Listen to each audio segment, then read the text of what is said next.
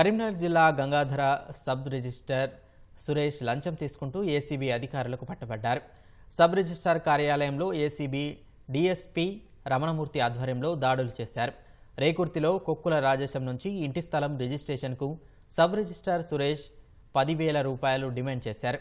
దస్తావేజుల లేఖరి ఆకుల అంజయ్య ఫిర్యాదు మేరకు ఏసీబీ అధికారులు దాడులు చేసి సబ్ రిజిస్టార్ను చాకచక్యంగా పట్టుకున్నారు.